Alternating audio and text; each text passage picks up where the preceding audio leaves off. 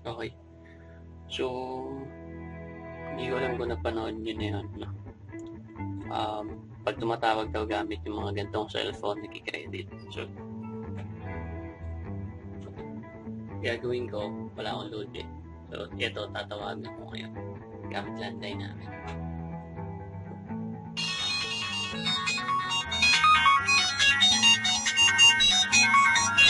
Ayan, parang yung nag-rin. Kahit saan ko siya ilapit.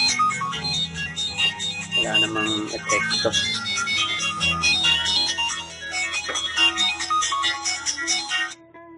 Try natin smartphone. Subukan natin yan.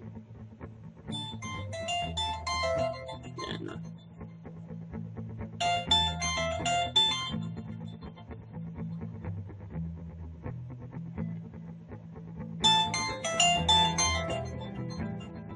So,